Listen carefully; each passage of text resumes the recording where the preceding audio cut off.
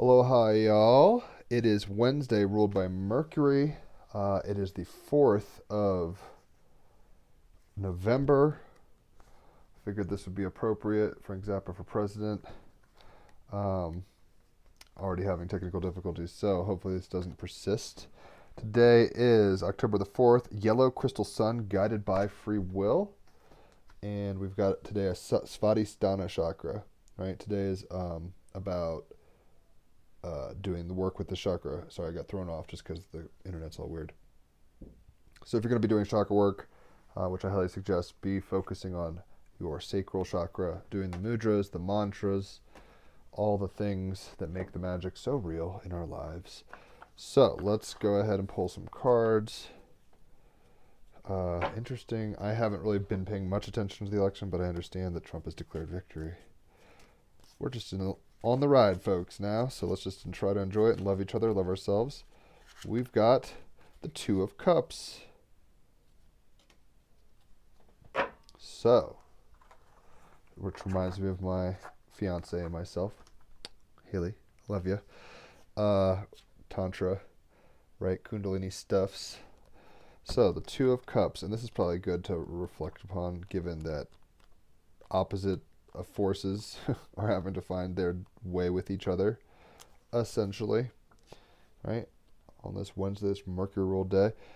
Two of Cups, radiating the pure essence of love, practicing Tantra and Taoist beliefs, becoming aware of the cosmic balance of male and female energy or opposing forces, potentially. Two of Cups, I merge with the beloved. The human form carries amazing capacity for blissful expression, bliss so vast and boundless, immeasurable, it encompasses every possible word of definition ever invented. Both Tantra and Taoism teach that women and men are gifted the capacity to be multi-orgasmic, riding the waves of energy and pleasure to reach higher and higher peaks. Reaching these peaks allows an opening and surrender to one's true essence, the transcendental self, pure awareness, the divine. The Two of Cups reveals the beauty and power created when two beings, two threads woven together, unite. The art depicts the lovers in tantric union. Dynamic sexual energy supported by the power of intention, conscious surrender, and the skillful use of breath circulating through their bodies, received and given at their sex and their hearts, joins the two in a unified circle of ecstatic color and light, blissfully bursting through them and out and beyond. They sit incongruously next to a high brick wall, a hole in it revealing another reality, one that sits behind what is normally experienced and also a recurrent theme throughout the Starman Tarot. In that reality, we see the golden caduceus, spiraling snakes, ancient sacred emblems of rebirth, winding around the staff of Apollo, god of healing. The Ankh adorns the top, the ancient Egyptian symbol of life, fertility, and the union of male and female gods, Osiris and Isis, earth and sky. This is surrounded by the cosmic dance and connectivity of intelligence, the neuron web. At the heart of Tantra lies the idea of awakening Kundalini, a feminine dynamic energy depicted as a serpent lying dormant at the base of the spine. This energy can be awakened by cultivating sustained sexual energy and circulating with loving presence, opening to your eternal and spacious nature. Preserving the energy release of the small bodily orgasm, Kundalini is harnessed and shoots up the spine to the crown of the head, like your skull, where it radiantly explodes as light. And it then showers the body with the healing rain of love, ecstasies of the soul or consciousness. This is on page 144, I might add. The Two of Cups, reflecting the lovers, invites you not to only look at the potentialities of sexual union outside in the world, but also travel within, to become more conscious of the dynamic dance, embrace, and play of the inner feminine and masculine energies that shape your life. Further, it seeks to make you aware of the potential dynamism and creativity birthed when two or more forces are drawn together, the union of entities or potentialities. These are ideas, talents, abilities, lovers, friendships, etc. This, in essence, is a magical key with which to manifest and live a powerful, radiantly creative life. Who you choose to spend your time with, exchanging ideas, feelings, and energy with, will either greatly enhance your ability to make things happen or diminish it. Choose wisely. It's funny because today's a sacral chakra day. This is very sacral chakra energy, very sexual, creative energy, right? Two of Cups, radiated in the pure essence of love, practicing Tantra and Taoist beliefs, being the dude abides. It's like it all pan out. It's all going to go the way it needs to go. Becoming aware of the cosmic balance of male and female energy, which I imagine Thomas Sakowitz actually made a really good post the other day about whoever wins, whatever, we're going into the hieros gamos. I mean, there's The York Rite and the Scottish Rite of Freemasonry is like the solar and lunar cults. Like we have masculine and feminine energy coming up to create internally as well as externally sacred union and balance at a high esoteric level. It's really a new age, folks. And it's always been the case, but we haven't probably been tapping into this power the way we could have before, and now we're essentially being forced down the birth canal of awakening. That's the post-2012 situation. Ironically, 2012, December 21st, my mother's birthday. The real deal is really happening this December 21st, I guess. There was a miscommunication. So, life. The Queen of Water. The sun is in Scorpio, the moon is in Gemini, so the Queen of Water coming online is very apropos. And the moon in Gemini, 2, like duality, being represented by the 2 of Cups, water, Scorpio. So, let's go ahead and read what the Queen of Water has to tell us as a clarifier. Hopefully you all are doing well. Let me know where you're watching from and how you plan to pass the day as these votes are recounted. The days, because it will not be a today thing. I promise you that. So, right, the Queen of Water. Loving, compassionate, right? 2 of Cups is about love, intimacy, right? Compassionate, empathic, sensitive, vulnerable, romantic, intuitive, emotional, honesty. The sacral chakra is the waters. It's the element of the sacral. Key phrases: trusting in your feelings and senses, looking beyond the surface, a bright and positive outcome. To show vulnerability is to show strength. Are you overextending emotionally? Being the embodiment of love, very 2 of Cups. Withdrawing love as punishment, negative side of Scorpio, where it's like, I will hold you hostage with my love. Use your common sense. The Queen of Water symbolizes a gentle, empathetic soul who possesses a keen sense of intuition. She is loving, compassionate, and always kind. She knows when something is wrong, when a friend is hurting and in need of comfort or counsel. She is naturally in tune with her emotions and the emotions of those around her. It is this natural connection and gentleness that draws people to her. Reminds me a little of the Gene Keys we read this morning, Haley. The one I have, actually. I think it was 19, but I forget. She is empathic and would never consider being deliberately cruel or unkind. She is generous in giving of herself to a fault. Only by having and maintaining healthy boundaries does this watery queen protect herself from becoming drained. Scorpios are about hardline boundaries. Scorpio's sun is where it's at. And with Venus in Libra and Mercury in Libra, now direct, but in shadow period of retro still. It's gone direct, though. We're having to understand our boundaries with self and other. Internal boundaries, right? The 2 of Cups. It's like, what is my masculine and feminine aspect?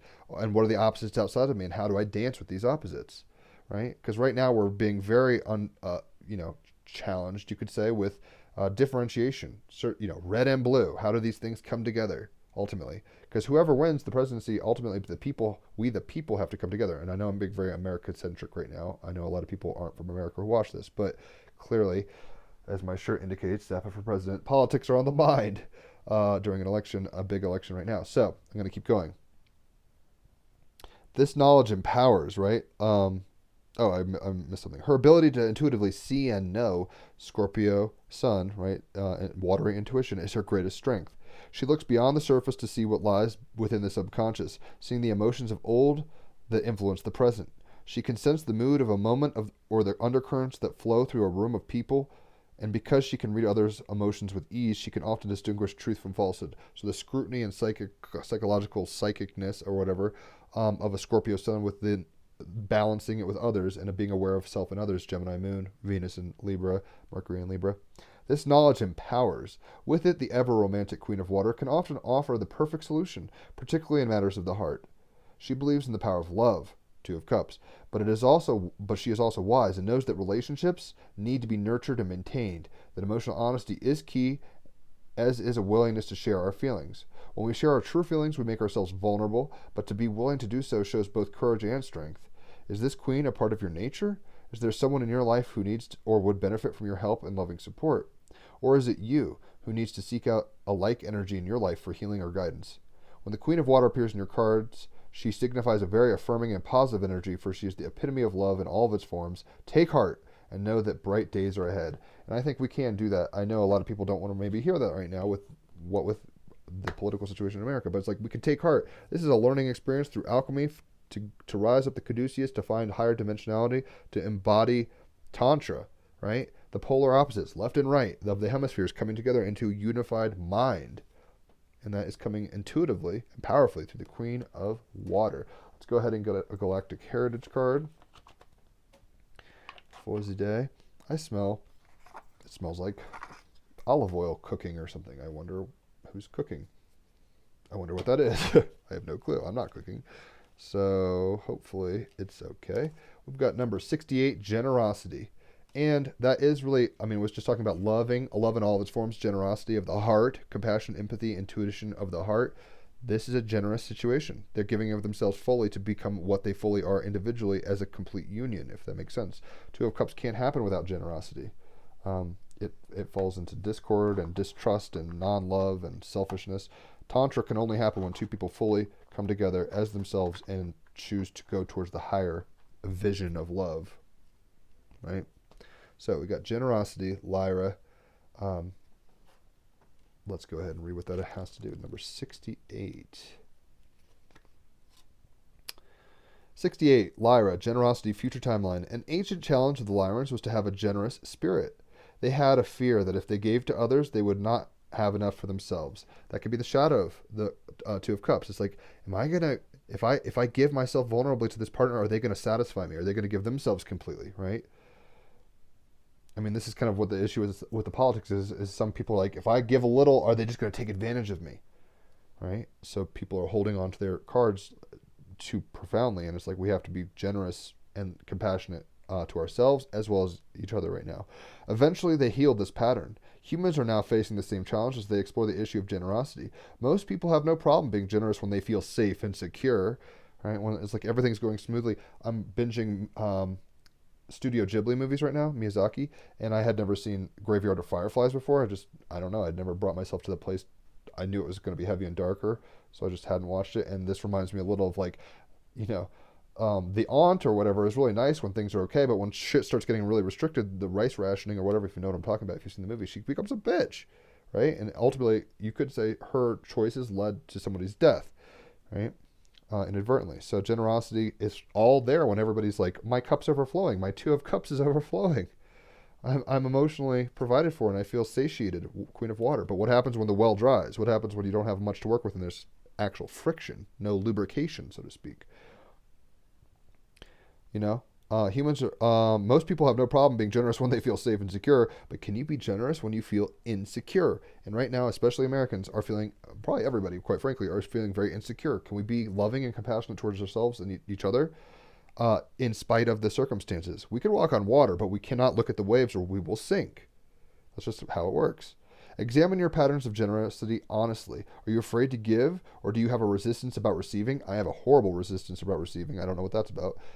Any psychoanalyst, Scorpio Sun, feel free, Gemini Moon, to communicate with me and let me know what you think about what that might be coming from. Always interested in opinions of others. I am a Gemini Sun and Moon. Are you afraid to give, or do you have resistance about receiving? Balance lies in being able to give and receive equally. Two of Cups, balance, right? Venus and Libra, Mercury and Libra, Gemini Moon, balance, but giving fully. Scorpio, like extremely, right? And sexually, even potentially, right? Emotionally. Scorpio Sun. Balance lies in being able to give and receive equally. That is a true path of transformation. And transformation is the name of the game when it comes to Scorpio Sun. So a lot of these resonating. You can see where the magic comes from. This is why I pull cards. This is why I love card readings. There's Tantra, sexual, Sun and Scorpio, alchemy between two people, Gemini, Moon, right? This is like the Lovers card in another form, in a sense, in a watery form, as opposed to a major arcana form. They are making love. But at the same time, we're being called to become open-hearted, generous, open chakra, creatively open, sacral opening, right? In order that we can raise ourselves internally, Kundalini, as well as our relationships with the external world. And I don't know about your presuppositions, but like a Bashar kind of thought is there is no it's very Jungian and solipsistic, but the idea is like there is no outside you. It's all you, and you're playing with a passion play of yourself externalized on multiple dimensional forms. That's why loving your enemies is, doing unto others, right? You're treating yourself as an external character of yourself outside of you, how you treat them. So if you treat someone like really shoddily, you're really just neglecting yourself. Prosperity, the peacock, number 39. So I think if we just move towards love, we will get through all things, And the more kind of like, I don't trust this situation, or I don't trust this person, or, the more guarded we are right now, I think the less helpful that will be. Doesn't mean not to be discerning. One needs to be discerning, right? So, I'm getting blown up by a friend, so cool. Anyway, so Peacock, prosperity. Prosperity is coming to you. Receive it, right? These people can be open and abundant and prosperous if they're open to it. If they hold back, they can't tap into that prosperity. Be intuitive, Scorpio Sun, and know where boundaries need to be, healthy boundaries, but at the same time, don't be so reserved that you don't make a first move, right? Be generous with the energy. Be willing and able to enter into it. Prosperous. Prosperity comes through abundant thinking. Like if you just sit there, this comes into the Jesus with the whole talents parable or whatever in the Bible, where it's like, a land, it's a parable, so it's like a metaphorical hyper-dimensional story or whatever, so it's not necessarily historic, but it's like, a guy goes off, before this master goes off, he's like, yo, 3 guys, I'm going to give you $1, you $5, and you $10, right? And then he walks off or whatever, and then the guy with $10 says, you know what, I'm going to go invest this and make more money, and he does that. The guy with $5 does the same thing. The guy with $1 is so worried, so paranoid in boundaries that he's like, I'm going to bury this. And then he buries it, and then the guy comes back. He's like, let me see what happened. The other guys basically make a buttload of money or whatever, increase because of their willingness to be generous and play the game or whatever, their willingness to participate with the world, find the balance intuitively. They said, we invested, we made the money. Whereas the other guy who buried it out of fear and love, these are the polarities, you get to choose, he's like, you're an idiot. You don't even deserve what I gave you. Fuck you, basically. It's a parable. Take it for what it's worth. But prosperity, right? Prosperity is coming to you. A flow of abundance is on its way. I'll take it. Amen. Expect new income streams. Clear the energy in your home or office. And I'll even do that right now for all of us collectively. Hey, silly night wand. Cleared some energy, right? There's ways you can clear energy. Salt baths will help, all that kind of stuff. Grounding, meditating. Do not be afraid of success. Oof. I hear that one. You can rise from difficult circumstances. We are in difficult circumstances right now, but these are the birth pangs of a new aeon. So it's like, this is how it works. Mythos. The Indian peafowl is India's national bird. I have hiccups. Is national bird, the peafowl, and it features in many stories within the Hindu pantheon. According to Hindu beliefs, the peacock was created from one of the feathers of the mythological bird Garuda. The god Shiva rides a peacock into battle. Krishna wears a peacock feather in his headband, and Indra sheltered from his enemies under the wing of a great peacock and rewarded it by creating 1,000 eyes upon its feathers so that it would not have to worry about snakes ever again. It is the belief that peacock feathers bring prosperity to a house that links it with the benevolent goddess Lakshmi. Lakshmi is the Hindu goddess of wealth, light, and general prosperity. Beautiful, long-haired, and golden-skinned, and dressed in red, she is commonly depicted surrounded by 2 royal elephants showering her with a flow of abundant water, along with the river of gold coins pouring from her hands. She is sitting on a lotus, a flower that symbolizes an arising from difficult circumstances. No mud, no lotus. The flower comes from the deep waters of the mud and punctuates onto the surface of water, and that's how lotuses work. Lakshmi is sometimes pictured with her son, the god Ganesh, who is the god of removing and placing obstacles. It's kind of like the Bible verse where it's like God gives and takes. It's like obstacles happen, and they're not like happenstance. They're here for your development. Obstacles are removed. It's here for your development. It's all for our development, and we have to look at it that way. Her expression is invariably calm, graceful, and benevolent, which is sometimes the opposite of how we feel around money and our own finances. If you keep peacock feathers in your home, a flow of wealth will come to it, blessed by Lakshmi herself. This is especially important at Diwali, her biggest festival, which is also called the Festival of Lights. Oil lamps and candles are lit in every home, particularly inside and outside every shop and business. These lights are not only to honor the goddess, but also to draw her to the place of her blessing, draw her there for blessing and prosperity. The feathers are also said to keep flies and other bad insects from the home and to invite in vibrant health. And peacock feathers are beautiful. To boot. The animal. Peacocks are endemic to India and Sri Lanka and other countries in Southeast Asia. Or South Asia, it says. They are an introduced species widely across the world. Females, called peahens, are smaller than the males and are brown in color. The males, the peacocks, have spectacular coloring and are famous, and the famous many-eyed fan-shaped tail. That's what they have. The females don't have that. Although there is some debate about the evolutionary function of the tail, it has been suggested that it indicates a male is vital and healthy and a good mate. When we see a peacock in a park or a zoo. We may not understand what a heavy burden this tail is, but if you get a chance to see a wild peacock, you understand that dragging such a weight around has to make a peacock more susceptible to predators and more ungainly in flight. The tail gets caught in brush and is conspicuous. Peacocks have a loud call and can be heard over long distances. The males have a sharp spur on the back of their lower legs that they use to battle each other over female or territory. It is such a beautiful bird, but it is also a tough one. Peacock magic. Peacock magic is shimmering and rich. It is the energy you call upon when you need more abundance in all areas of your life. Like the goddess Lakshmi, the peacock represents beauty and pure light, so when you need to clear your space, call upon the iridescent power of the peacock. Symbology: eyes, tail feathers, Shiva riding a battle peacock. Peacock feathers over the third eye. Statuses of least concern. There are a lot of them, and they're doing okay. But even look at this Two of Cups.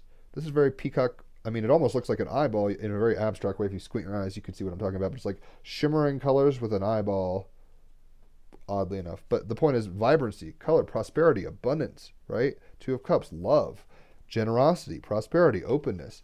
This is Queen of Water is very prosperous and abundant emotionally, right? She's open. Two of Cups, emotional, sexual union. So I think good things are coming. Good things are always happening. Do you have the eyes to see that? Do you have the peacock eyes on your tail to see that? Right? So you have a bindi on a third eye. Is your third eye open to the fact that you're a creative sacral chakra day? Are you getting the news, the message, Mercury ruled day, Wednesday, Woden's day? Are you understanding that benevolence is, it's a gracious thing to be a part of this thing at all? Even if you're a quadriplegic, mentally handicapped person or any of these things that we find difficult and not prosperous, it's like you are existing on the stage of life. What a blessing, right? So it's all good. Abundance is a state of mind. Scarcity is a state of mind. What you focus on becomes your reality to the degree that it's like the cup is neither, it's half full or half empty depending on your perspective. I mean, this is what I'm kind of getting at. So you can sit around and be like, oh my God, I'm going to complain like Miss Havisham from Pollyanna and just bitch. Or you can have a transformation, a heart transformation, open the eyes of your heart and realize that you signed up for a world of duality and polarity, of change, dynamos, and that you have to come with your heart fully open to basically engage the machine as well as possible, if that makes sense. We have J.M.W. Turner. He's a British bloke as the artist, so let's go ahead and see what Mr. Turner has to tell us today. Prone to his own mood swings, very Gemini moon, bipolar, right? William Turner painted the ups and downs of nature with staggering insight.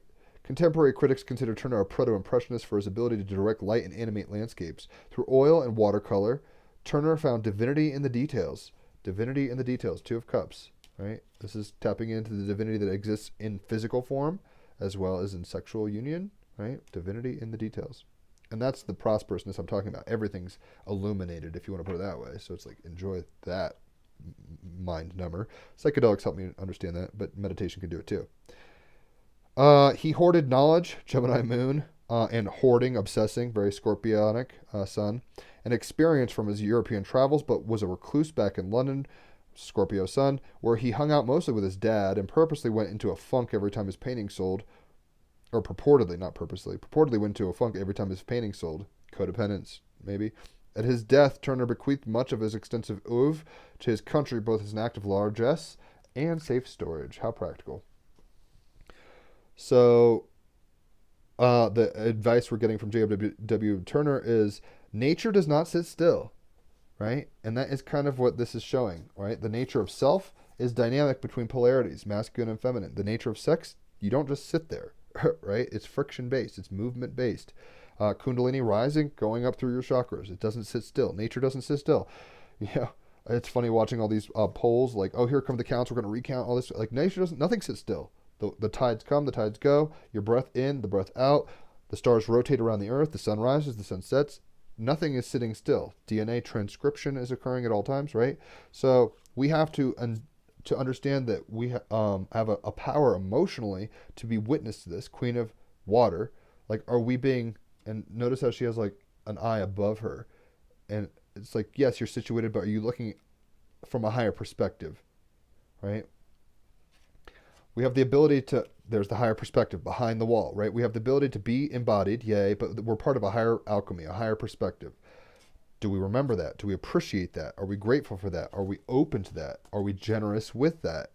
Are we making love essentially to all life in all forms? And I'm not trying to be gross or polyamorous or any of that shit, but it's just like you are a being of love, in love, for love, by love, through love. It's all love. Love, love, love. Like, right? There's nothing that you can do that can't be sung or thought or anything. It's all happening. We're all doing it here together. It's abundant. It's prosperous. And only your perspective on that matter might block that. Even death leads to prosperity, right? Like, I'm trying to think of a good example. I mean, fertilizer is made of dung, which is processed food, which is dead, right? It's been processed through an animal or whatever. So it's like taking death, putting it on, and then you get more life. Volcanic ash. A whole lot of earth has killed a whole lot of things, and right? But then the volcanic fertility of the soil in those places.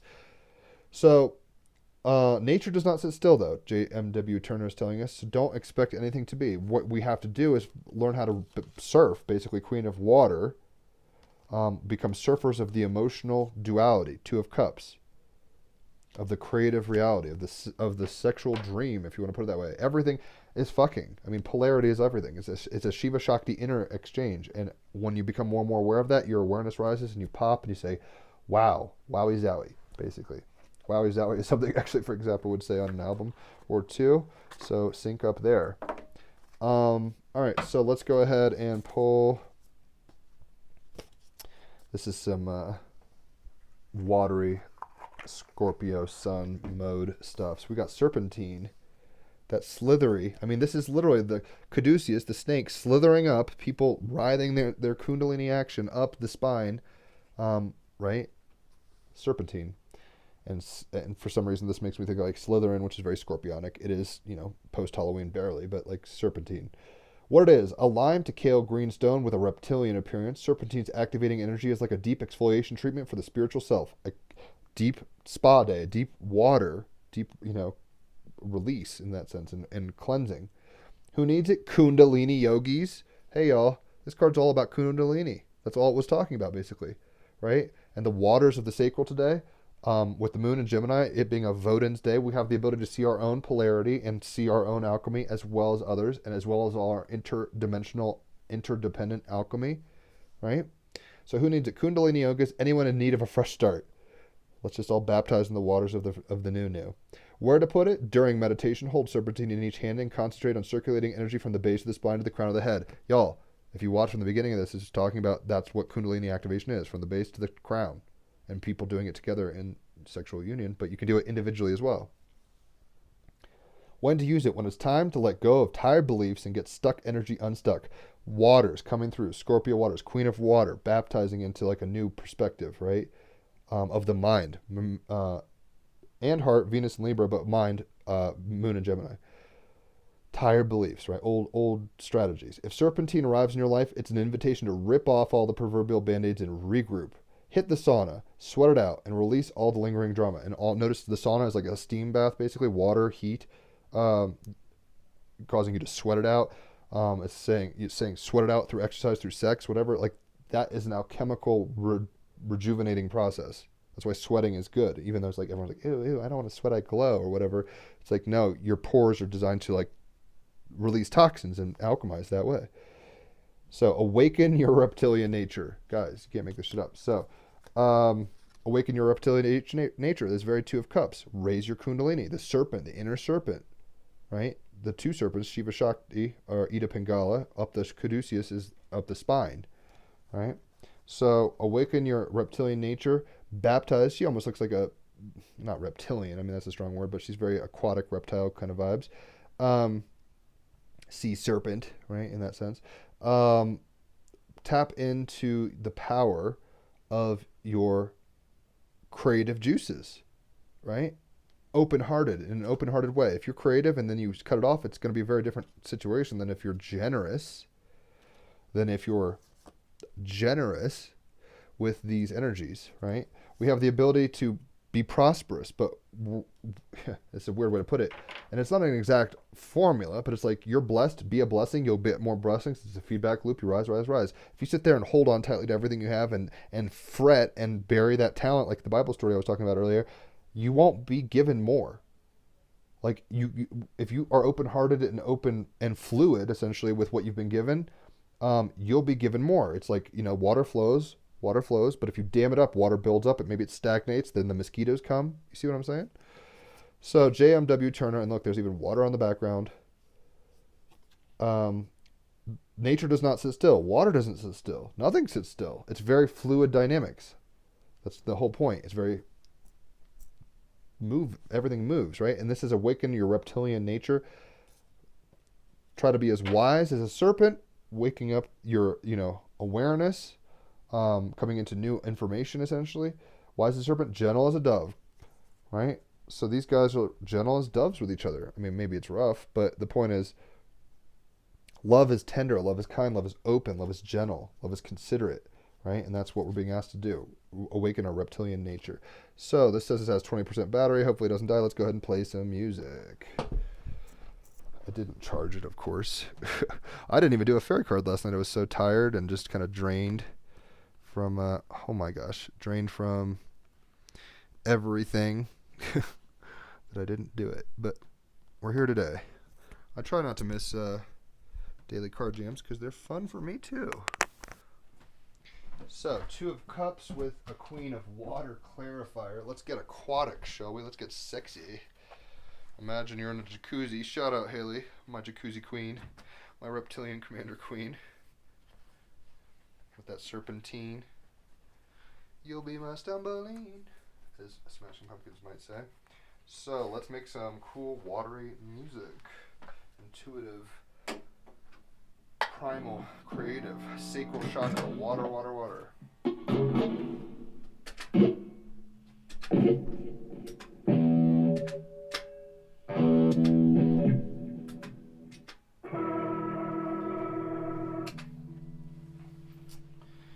me just adjust 1 or 2 things and we will be off.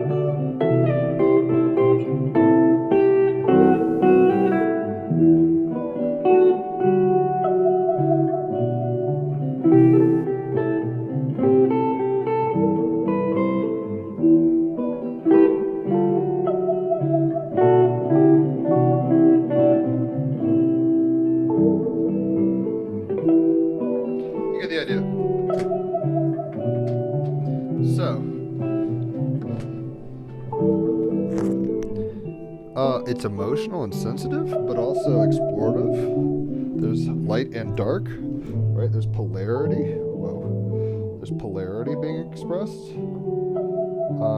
Intimacy. Oh, it's really glitchy. Hopefully this is working. Two of Cups. It's the ability to come into Tantra.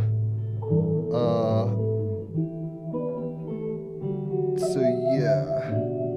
Interesting. People are like, oh, I can't see what's going on. I'll just end this on Facebook soon because Facebook fucking sucks, obviously. Two of Cups. We have the ability to come into tantric union creatively, internally as well as externally.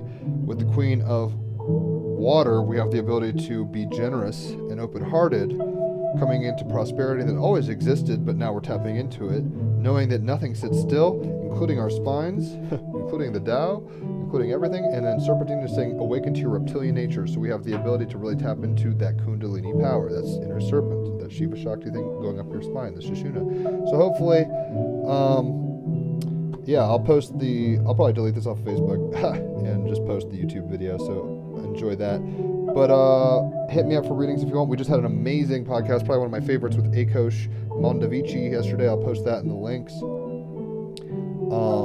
And fascinating if you want to have your mind blown on multiple levels, check that out. We have podcasts today. Holler for readings if you want. Love giving them. People love getting them. And ultimately, yeah, just be the change you want to see. Wiggle between the polarities, and bottom line, like, you are the change. The change you see is you.